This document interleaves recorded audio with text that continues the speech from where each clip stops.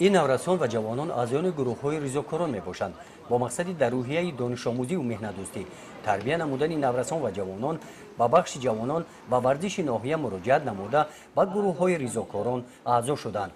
ریزوکاران نزد بخش جوانان و ورزش تشکیل گردیده است. در چورابینی شام جوانی که با اقدام بخش جوانان و ورزش در مرکز ناحیه دایر گردید، گروه‌های ریزوکاران از جماعت‌های دهات ناحیه اشتراک کردند. اختیار نزد بخش جوانان ورزشی ناحیه در دهه‌ها راهبر یک نفر راهبر انتخاب کرده ایم که در بین کل جوانان دهه کارهای تبلیغاتی و تشویقاتی را پیش میبرند.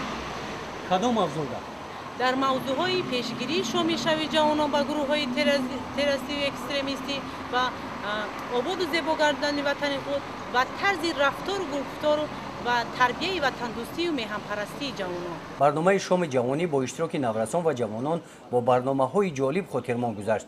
در ناحیه برای دانش‌اندازی نوراсон و هوسمندی آنها از طرف بخش جوانان و ورزش 5 نفر خوانندگان از جماعت‌های دهات با استیپندیای پرزیدنت جمهوری تاجیکستان هوسمند گردانیده شدند. در مؤسسه تحصیلات میانه امید رقم 69 محفل تکنیک‌های جوان نوراсон با استعداد نوآوران را جلب نموده است که اعضایان آن در سال 2017 غالب آزمون‌های ولایتی و جمهوریوی گردیدند.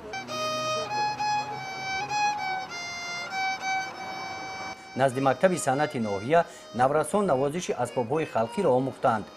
گروه ریزوکاران بین نوراсон جوانان این محفل‌ها را ترغیب نموده جوانان را به انتخاب طرز حیات سالم دعوت می‌نمایند. برای ما جوانان اعلام گردیدن سال 2017 یعنی سال جوانان این یک تحفه بی‌نظیر میباشد که به همتا است. می‌سزد که ما جوانان برای غمخوری‌های حکومت جمهوری تاجیکستان که بهر ما جوانان نگرانیده شده است و از آنها ما بهره‌ور گردیده ایم با فعالیت دستاورد و حس وطن‌دوستی جواب بگردانیم. در خدمت فرهنگی شام جوانی هر هفته سرایندگان جوان ناحیه معرفی می‌گردند. گزارش خواجه نظری خدای نظر ظهوروف از ناحیه واسه برای برنامه اطلاعاتی نوید.